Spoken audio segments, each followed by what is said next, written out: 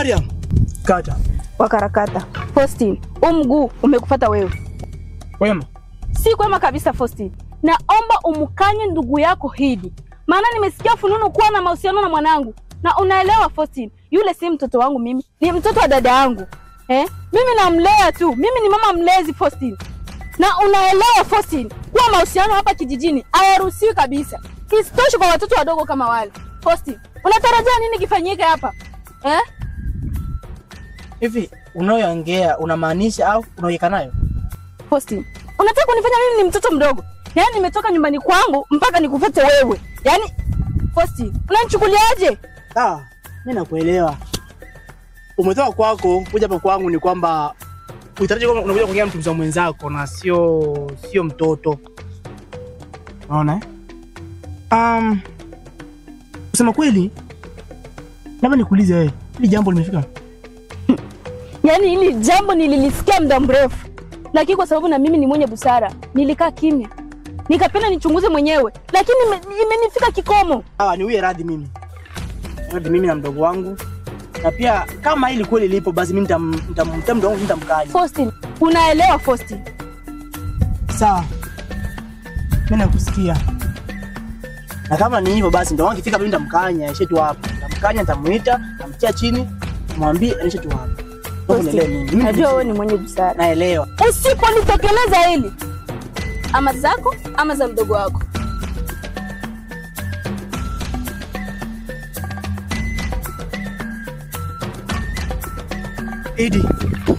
Idi. Sawa. Silifumbi macho hili. Silifumbi macho. Subiri ufike tu hapa na ukifika tu hapa. Ninakwambia kweli kijijini hapa.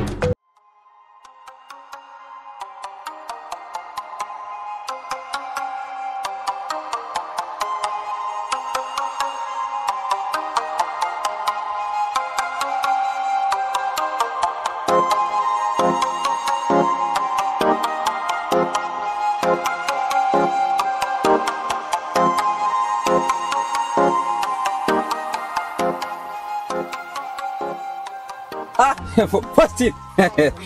Kata.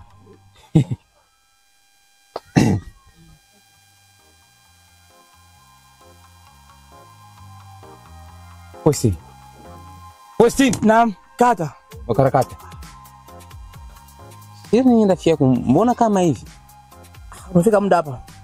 Nimefika, nimekusalimia, haunitiki rafiki yangu. Hivi kipi kimekusibu? Hebu niambie. Kawaida maisha. Sisi ambao tunaoishi na familia au kuishi na mtu ambaye anakutegemea, lazima tuna mawazo.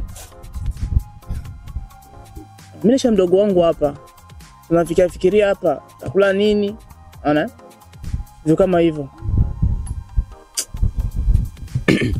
Rafiki yangu, hivi ni kwa nini kila siku alfajiri na mapema huwa namuona mdogo wako na jembe anaelekea shambani? Sijui kukuona rafiki yangu ukiwa hata na nusu ya upanga unaelekea shambani. Hivi ni kwa nini rafiki yangu? Kwa nini hauna huruma wewe? Almasi. Yaani una moyo wa kiubilisi tu. Hauna huruma na mdogo wako. Almasi matusi. Almasi. Usiomba shambani. Shamba familia. Kwa ningeomba usiingililie kabisa. Kama nielewa? Hai baina yangu mimi na mdogo wangu. Unaomba usiingililie. Kivipi labda? Yaani hapa kijijini mmesifiwa kwa mashamba makubwa lakini huna maisha anayoishi mdogo wako. Ya huruma. Amepauka mdogo wako. Au msaidii. Sijui kukuwa rafiki yangu. Hivi ni kwa nini rafiki yangu? Muone mdogo wako huruma bwana. Wewe ni binadamu. Almasi, unanikera bwana. Almasi, maisha yetu na yako tofauti sana, Ndio elewa Almasi. Unaona? Alafu sijui kama nyoka kutuma kwamba ati uje umsemee, sielewi kwamba amechakana nini. Kwa hiyo unawewe umsemee akakutuma yeye.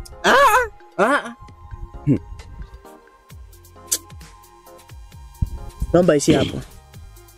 Naomba yaishie hapo. Sawa ndugu yangu, nimekuelewa. Lakini rafiki yangu, kwa basi hata na huruma na mdogo wako. Unaona bwana? Hata mdogo wako ana mwili. ana nyama, ana damu pia. Sasa kweli rafiki yangu, ndio maana wewe hivyo. Ona mindevu. Libu bali zima mindevu tu hivyo tu. Utazika tu hivyo rafiki yangu. Unaona bwana? Oa bwana, oa. Ona mindevu huko libaba lizima tu hivyo tu una keti tu nyumbani una keti. Matusi haya. Sio kama ni matusi. Matusi haya. Mindevu, kwani wewe ndevu? Mimi ndevu zangu ni ndogo. Yaani siku hizi kwa kuangalia ndevu. Yaani unajui sheria za kijiji kabisa hapa kwamba kwa miungu iruhusu. Haujui kabisa kama kwa miungu ya kijiji iruhusu. Alafu nini? Nakushangaa unaongea ni kama hujaelewi vile. Kwamba sijioa mindevu na nini almasi. Mimi sikuelewi. Sitaki kubishana na wewe. Unaona? Maana sheria za kijiji unazijua, kuoa hadi ruhusa itoke mahali. Ukitaka kuoa hadi uruhusiwe, miungu yenyewe iruhusu. Ikupe mwanamke unayemstahili wewe. Mimi rafiki yangu nakuahidi, Faustin, nakuahidi. Nitaoa mbele yako mimi. Nitaoa mbele yako. Nitaoa mbele yako. Utachoka mtaani rafiki yangu, utachekwa. Oho, utachekwa.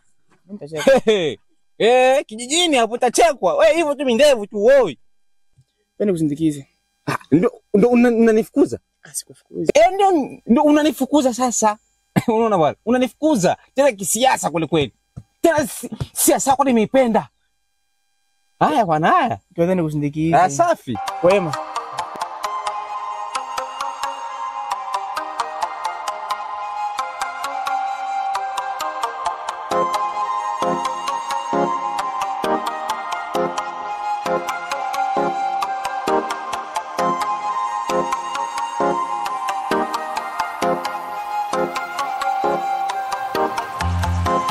Haida on the beat.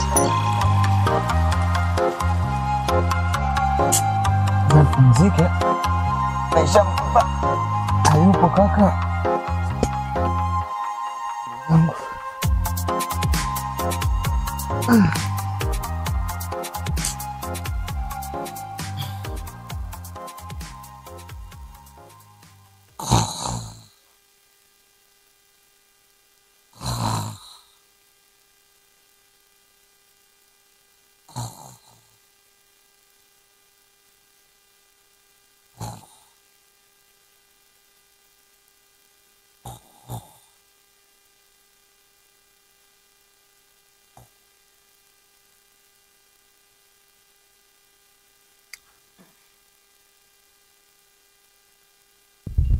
Idi.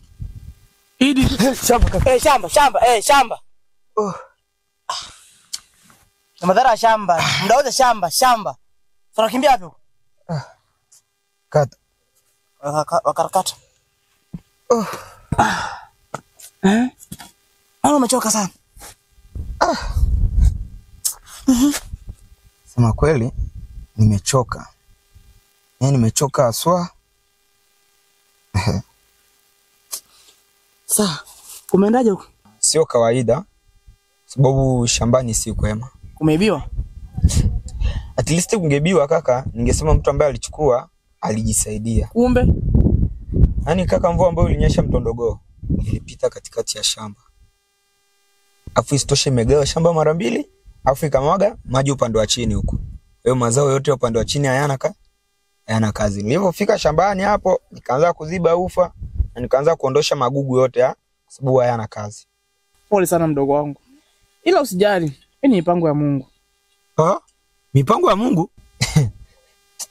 Yaani kaka, hapo ni kama umenichokonoa kwenye masikio. Unaona? Kwa sababu haiwezi kuwezekana kitu ambacho kimetokea ya kuwa ni mipango ya Mungu. Idi, kwa muelewa. Alafu kama kwamba sio kila mwezi au kila mwaka tunapata mazao mazuri tu. Na kwa ni wewe kuvuna hamna. Muda mwingine kwa unaangalia, kwa muelewa, kwa kuna muda wa faida na kuna muda wa hasara. Huu ni muda tu wa hasara. Sio pasi kulaumu, pasi kugombeza na kugombeza wewe. Kwanza hapo ambapo umeongelea ni jambo la maana kwa sababu kila siku huwa mimi nikipata tu mazao yangu napeleka kidogo kilingeni. Makosa gani ambayo nimewafanyia mimi? Ambao wanaweza wakafanya jambo kama hilo? inawezekana kweli kijijini kwanza mimi natambua watu hawanipendi. Cha kwanza kwa sababu mimi ni mtu ambaye najituma kwenye masuala ya kulima. Hapo isitoshe fahamika nyumbani tuna mashamba makubwa hapa kijijini. Sidhani kama kuna mwingine ana mashamba makubwa tofauti yetu. Kwa hiyo umerogwa. Yeah, ni swala ambalo liko wazi kabisa kwa sababu kwanza mimi mwenyewe nasema baba angekuepo kijijini hapa kungechimbika. Ingeeleweka kabisa. Ni hivi. Kuna habari hata nikupashe lakini naona kwa venye unavyoongea hivyo yani tuseme huko juu sana. Ila sina budi tu nikupashe.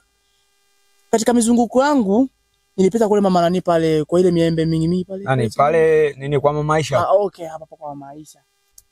Nilikuwa nikipita pale, akanistua pale akaniambia, Faustine, vipi unaweza kuwa na mahindi na viazi shambani?" Nikamwambia, unajua mimi na kamanda yangu pale, hawezi kosa vitu kama hivyo." Akasema, "Si kama kuna hizo maviazi, lete gunia 2 kesho asubuhi." Kaka, kwanza hilo ndio jambo ambalo ungeanza nalo. Unaona, kabla ya yote. Kwa sababu mimi mwenyewe ninahitaji mahindi ya kwenda kupanda kwenye hilo shamba ambalo limeharibika na yule mama akosi mahindi. Kwa hiyo yeye angetaka hata 4 mimi ningemfikishia alfajiri mapema. Kimeisha hicho. Unaona? Afu isitoshe kaka, na jambo ambalo mimi ningetaka nikwambie. Unajua nilivyokuwa shambani, ugonjwa wangu wa tumbo uliamka. Nini nimefika hapa ugonjwa ushaamka. Mimi naelewa hiyo. Kimo ndani huko. Shakiandaa. Kaka, sunge nitaarifu mapema kama kimo. Mimi najua wewe ukienda shambani huko, mimi najua tu ukitoka tu huko hivyo. Kina umaana. Sasa kaka, sunge niambia mapema. Mimi nilijua tu. Ukielekea shamba kakako mimi nakuandalia mapema, ukifika tu tayari kiko pale. Sasa mimi nafikiria kabla sijaenda ukichukua, niende kwanza kisiwani nikaoge. Afu nikirudi ndio nje nikikamie. Sawa? Sioni ubaya. Ila sihitaji maneno. Yule mzee yule mwenye membe yake, unamjua? Mkongo yule. Namzungumzia kila siku Mkongo. Idi. Nenda kaoge usipite kwa Mkongo. Yani, miembe yake atakuroga yule jamaa. Kwanza kaka. Unajua mimi kaka simtamani. Hivi ushawahi kula maembe yule mzee? Yaani ni matamu. Hebu ngoja kwanza umenikumbusha, itabidi mpitie moja kabla kufika kisiwani. Jinga wewe kabisa. Nenda kaoge. Idi, nisikize. Nenda kaoge. Ukitoka huko njoo hapa. Sawa kaka. Baki wewe peke yake, tutataka nani kuziki? Baki na nani? Mbona ukabishwe? Nenda na kuja. Haya kaka.